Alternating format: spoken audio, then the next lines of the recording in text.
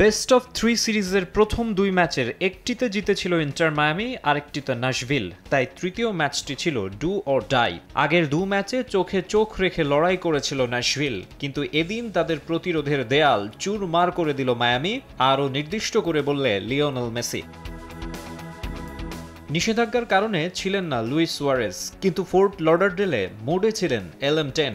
ম্যাচের 10 মিনিটের এই গোলটায় পুরানো দিনে ফিরিয়ে নিয়ে যান ফুটবল দুনিয়াকে। অসংখ্যবার এমন জাদু দেখলেও এবারও মন্ত্রমুগ্ধ দর্শকরা। চেজ স্টেডিয়ামে প্রথমার্ধ ছিল মেসিময়। 39 মিনিটে নিজের জোড়া গোল পূরণ করেন আর্জেন্টিনিয়ান বিশ্ব চ্যাম্পিয়ন। পেশাদার ক্যারিয়ারে তার গোল সংখ্যা এখন 894।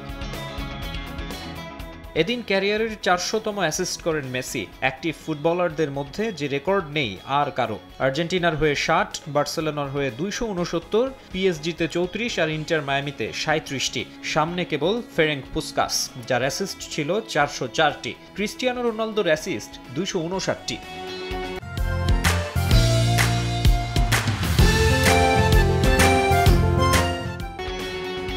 প্রথমার্ধে 2 গোলে লিড নেয়া মায়ামি দ্বিতীয়ার্ধে ন্যাশভিলের জালে আরও দুবার বল পাঠায়। গোল দুটি করেন আরেক আর্জেন্টাইন, তাদেও আলেন্দে। ন্যাশভিলের বিপক্ষে সবশেষ 4 ম্যাচে 8 গোল আর 2 অ্যাসিস্ট মেসির।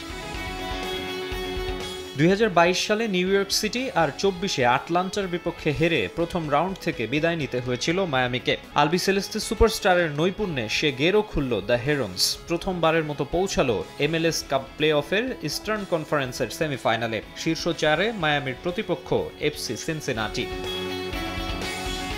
মাকসুম আলম খান, সময় সংবাদ।